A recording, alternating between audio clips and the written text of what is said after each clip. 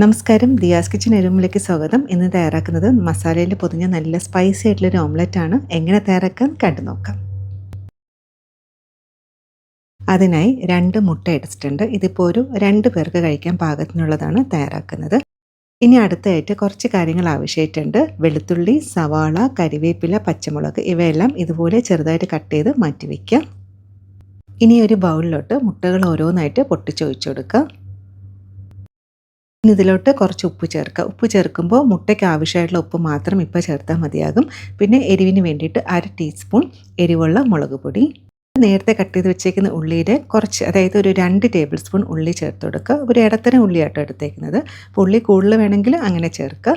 കൂടെ തന്നെ പച്ചമുളക്, പിന്നെ കുറച്ച് കരിവേപ്പില ഇതുപോലെ ഒന്ന് പിച്ചിട്ട് കൊടുക്കുക. അതിന് ശേഷം നന്നായിട്ടൊന്ന് മിക്സാക്കി എടുക്കുക. ഇതിൽ മുളക് പൊടിക്ക് പകരം വേണമെന്നുണ്ടെങ്കിൽ കുരുമുളക് പൊടി വേണമെങ്കിലും ചേർക്കാം. പിന്നെ 1 ടേബിൾ സ്പൂൺ പാലും കൂടി ചേർത്താൽ കുറച്ചുകൂടി നന്നായിരിക്കും. അതും കൂടി ചേർത്തതിന് ശേഷം നന്നായിട്ടൊന്ന് മിക്സാക്കി എടുക്കുക. ഇനി ഇതൊന്ന് മാറ്റി വയ്ക്കാം.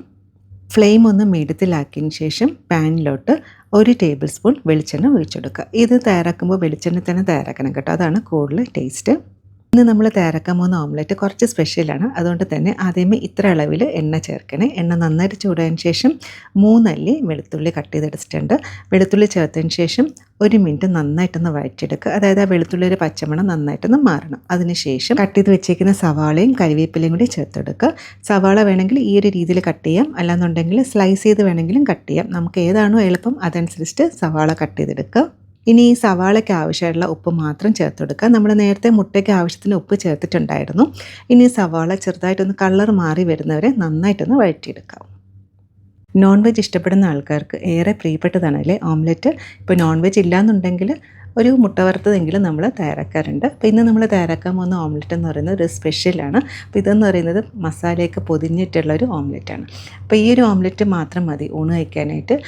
ചോറിൻ്റെ കൂടെ പ്രത്യേകിച്ച് ഒരു കറിയുടെ ആവശ്യമില്ല. അങ്ങനെ അതേ ഉള്ളി നന്നായിട്ടൊന്ന് വഴറ്റിയെടുത്തിട്ടുണ്ട്. ഈ ഒരു സ്റ്റേജ് എത്തണം, അതായത് ചെറിയൊരു ലൈറ്റ് ബ്രൗൺ കളറായി കിട്ടണം. ഇനി അടുത്തായിട്ട് കുറച്ച് മസാലകൾ ചേർത്ത് കൊടുക്കണം. അതിന് വേണ്ടിയിട്ട് ഫ്ലെയിം ഓഫാക്കുക. അതിനുശേഷം 1/2 ടീസ്പൂൺ മഞ്ഞൾപ്പൊടി, 1 ടീസ്പൂൺ കാശ്മീരി മുളക് പൊടി. കാശ്മീരി മുളക് പൊടി ആകുമ്പോൾ അത്യാവശ്യം നല്ലൊരു കളറുണ്ടാവും. എരിവിന് വേണ്ടിയിട്ട് നമ്മൾ പച്ചമുളകും പിന്നെ എരിവുള്ള മുളക് പൊടിയും ചേർത്തിട്ടുണ്ടായിരുന്നു. കൂടെ തന്നെ 1/4 ടീസ്പൂൺ പെരിഞ്ജീരക പൊടിയാണ് ചേർക്കുന്നത്. പെരിഞ്ജീരക പൊടി ഇല്ലയെന്നുണ്ടെങ്കിൽ ഗരം മസാല ചേർത്താലും മതിയാകും, അല്ലാന്നുണ്ടെങ്കിൽ ചിക്കൻ മസാല വേണമെങ്കിലും ചേർക്കാം. ഇനിത് നന്നായിട്ടൊന്ന് വഴറ്റിയെടുക്കുക. പൊടികളുടെ പച്ചമണം നന്നായിട്ടൊന്ന് മാറണം. ഇപ്പോൾ ഫ്ലെയിം ഓൺ ആക്കിയിട്ടില്ല, കാരണം മുളക് പൊടി ആയതുകൊണ്ട് തന്നെ പെട്ടെന്ന് കരിഞ്ഞു പോകും. പാനിൽ ഇപ്പോൾ അത്യാവശ്യം നല്ല ചൂടുണ്ട്. അതുപോലെ തന്നെ നമ്മൾ എണ്ണ നേരത്തെ 1 ടേബിൾ സ്പൂണാണ് ഒഴിച്ചത്. അതുകൊണ്ട് തന്നെ ഇനി എണ്ണ ചേർക്കേണ്ട ആവശ്യമില്ല. അല്ല, കുറച്ചുകൂടി എണ്ണ വേണമെന്നുണ്ടെങ്കിൽ കുറച്ച് എണ്ണയും കൂടി ചേർത്ത് കൊടുക്കുക. ഞാനിപ്പോൾ എണ്ണ ചേർക്കുന്നില്ല. അങ്ങനെ മസാലയൊക്കെ നന്നായിട്ടൊന്ന് മൂത്ത് വന്നിട്ടുണ്ട്. ഇനി ഇതിലോട്ട് നമ്മൾ നേരത്തെ റെഡിയാക്കി വെച്ചേക്കുന്ന മുട്ട ചേർത്ത് കൊടുക്കുക. ഇനി ഫ്ലെയിം ഓണാക്കിയതിന് ശേഷം ലോ ടു മീഡിയത്തിൽ വയ്ക്കുക. ഇനി മുട്ട നന്നായിട്ടൊന്ന് വേവിച്ചെടുക്കണം. അപ്പോൾ ഇതുപോലെ ഒന്ന് ഒതുക്കി കൊടുക്കുക. അതിനുശേഷം ഒരു 2 മുതൽ 3 മിനിറ്റ് അടച്ചു വെച്ചിട്ടൊന്ന് വേവിച്ചെടുക്കാം. ഫ്ലെയിമിൻ്റെ കാര്യം പ്രത്യേകം ശ്രദ്ധിക്കണേ. നമ്മൾ ചേർത്ത മസാല അടിയിലുള്ളതുകൊണ്ട് തന്നെ ഫ്ലെയിം കൂട്ടി വെച്ച് കഴിഞ്ഞാൽ പെട്ടെന്ന് മൂത്ത് പോവുകയും ചെയ്യും, കളർ ഒത്തിരി അങ്ങ് ഡാർക്ക് ആവുകയും ചെയ്യും. അത് പ്രത്യേകം ശ്രദ്ധിക്കണേ. അങ്ങനെ അടച്ചു വെച്ചിട്ട് ഇപ്പോൾ ഒരു 3 മിനിറ്റ് ആയിട്ടുണ്ട്. ഇനി നമുക്ക് മെല്ലെ ഒന്ന് ഫ്ലിപ്പ് ചെയ്ത് കൊടുക്കുക.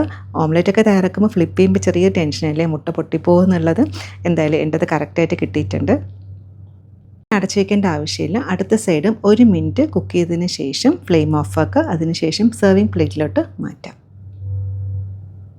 ഈ ഒരു വീഡിയോ നിങ്ങൾക്ക് ഇഷ്ടപ്പെട്ടോ? ഇന്നത്തെ സ്പെഷ്യൽ ഓംലെറ്റ് ഇഷ്ടപ്പെട്ടാൽ ലൈക്കും, പറ്റുകയാണെങ്കിൽ ഒന്ന് സബ്സ്ക്രൈബും ചെയ്യാൻ സപ്പോർട്ട് ചെയ്തേക്കണേ. ഇതിൻ്റെ കൂടെ കഴിക്കാൻ ബെസ്റ്റ് കോമ്പിനേഷൻ എന്ന് പറയുന്നത് ചോറാണ്. ഇപ്പോൾ ചോറും അതുപോലെ തന്നെ കുറച്ച് ഓംലെറ്റും കൂടെ എടുത്തിട്ടുണ്ട്. പിന്നെ തൈരാണ് ബെസ്റ്റ് കേട്ടോ. വേറെ മോരേറിയൊന്നും എടുക്കരുത്. തൈരുണ്ടെങ്കിൽ തൈര് തന്നെ ചേർക്കുക. തൈരും കൂടെ ചേർത്ത് ഇങ്ങനെ കുഴച്ച് കഴിക്കുക. അടിപൊളിയാട്ടോ. ശരിക്കും നല്ലൊരു കംഫർട്ട് ഫുഡ് തന്നെയാണ്.